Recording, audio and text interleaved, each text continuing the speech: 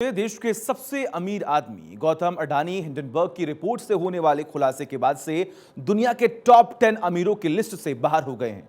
2 दिनों में अडानी ग्रुप को 3% से अधिक का नुकसान हुआ है।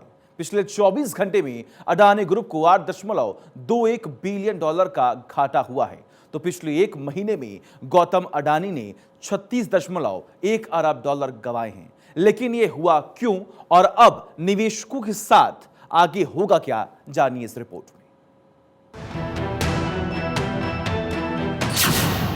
106 पन्नों की रिपोर्ट अडानी को ले डूबी। 3 दिनों में हुआ 39% का घाटा। अडानी की इनकम $58 अरब हुई कम।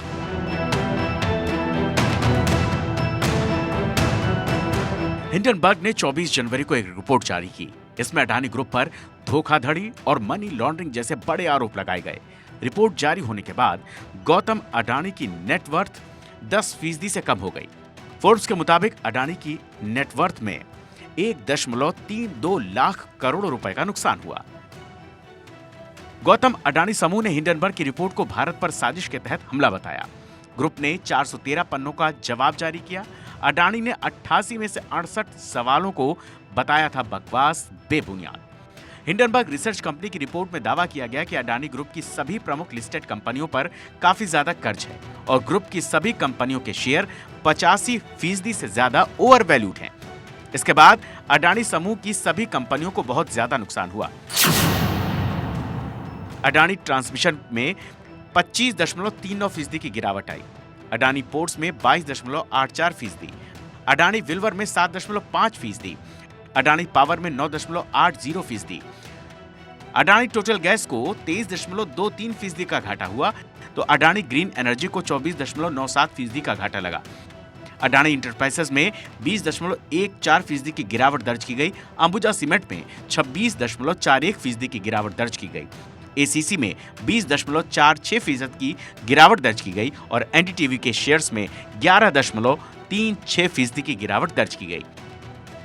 ये आंकड़े 5 ट्रेडिंग सेशंस में आई गिरावट को बता रहे हैं। इस गिरावट के बाद अडानी ग्रुप के शेयर्स में $65 अरब की कमी आई है। लेकिन इसी बीच अबू धाबी की कंपनी ICH ने कहा कि वो अडानी इंटरप्राइजेस के FPO में $40 करोड़ का निवेश करने जा रही है। आपको बता दें, अडानी इंटरप्राइजेस के FPO के कुल साइज का 16% अबू धाबी इंटरनेशनल होल्डिंग्स ने ही सब्सक्राइब किया है। सोमवार को PNB और LIC ने भी अडानी ग्रुप को लेकर बड़ा बयान दिया।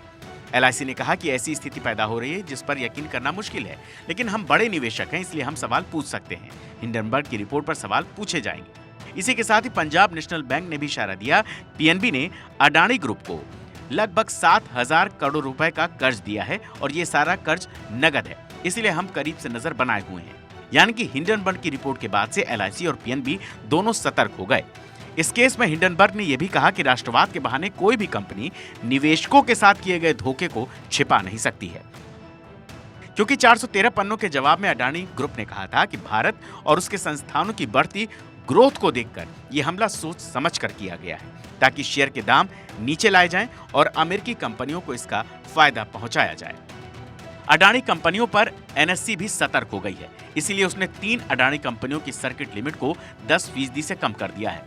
इसमें Adani transmission, Adani total gas, Adani green energy की लिमिट को 10 से 20% नीचे गिराया गया है। इन सब के बाद भी अडानी के नए FPO को शानदार सब्सक्रिप्शन मिला है। ऐसे में अडानी ग्रुप ने हिंडनबर्ग को करारा जवाब दिया है और निवेशकों ने अडानी पर भरोसा जताया है। Bureau report, Bharat 24।